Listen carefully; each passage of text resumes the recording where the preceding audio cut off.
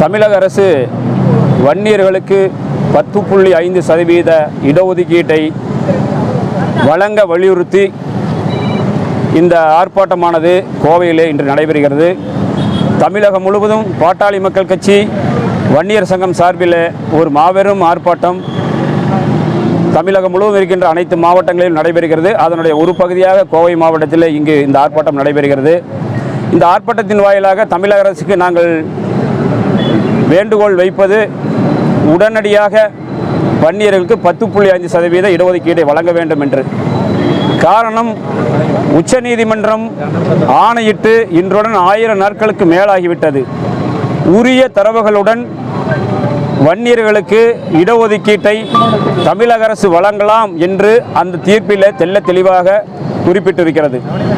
இது தொடர்பாக தமிழின போராளி மருத்துவர் ஐயா அவர்களும் வருங்கால தமிழகம் அன்புமணி ராமதாஸ் அவர்களும் பலமுறை தமிழக அரசுக்கும் தமிழக முதல்வரிடத்திலும் நேரடியாக சென்று கோட்டையிலே சந்தித்து கோரிக்கை வைத்தார்கள். ஆனால் இதுவரை அவர் அதற்கு செவிசாய்க்கிறது போல தெரியவில்லை.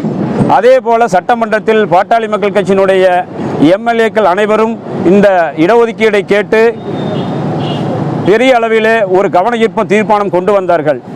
அதற்கு பதிலளித்த முதல்வர் என்ன சொல்கிறாருன்னா, தமிழக அரசுக்கு இடஒதுக்கீடு கொடுக்க அதிகாரம் இல்லைன்னு சொல்கிறாரு. ஆனால் ஒரு இந்திய திருநாட்டினுடைய உச்சநீதிமன்றம் உரிய தரவுகளுடன் வன்னியர் சமுதாய மக்களுக்கு 10.5% இடஒதுக்கீடு வழங்கலாம் என்று ஆணையிட்ட பிறகும் மக்களால் தேர்ந்தெடுக்கப்பட்டு சட்டப்படி பொறுப்பேற்றுக் கொண்ட ஒரு முதலமைச்சர் இதுபோல சட்டமன்றத்தில் சொல்கிறார்கள் என்றால், இதை சகித்து கொண்டு போவதற்கு வன்னிய பெருங்குடி மக்கள் ஒன்றும் இவர் வைத்த ஆட்கள் கிடையாது.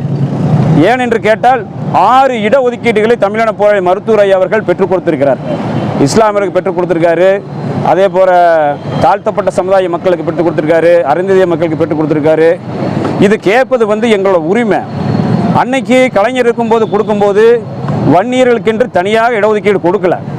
108 சாதிகளையும் சேர்த்து மொத்தமாக 20% ஒதுக்கீடு கொடுத்தாங்க.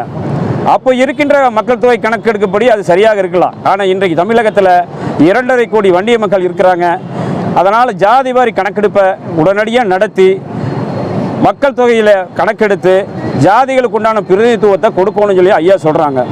அதில் குறிப்பாக எங்கள் வன்னிய சமுதாய மக்களுக்கு 10% இடஒதுக்கீட்டை கண்டிப்பாக வழங்க வேண்டும் என்று தமிழக அரசை வலியுறுத்தி கேட்டுக்கொள்கிறோம். இன்று ஆர்ப்பாட்டம் நடக்கிறது. மேற்கொண்டு தலைமை நாளைக்கு என்னென்ன வழியிலான போராட்டங்கள் எப்படி எடுத்துகிட்டு போகிறான்னு மருத்துவரை ஆணையிடுறாரோ அது போல் இங்கே அடுத்த கட்ட போராட்டம் நடக்குங்க. இது மூலிமா தெரிவிச்சுக்கிறேன்.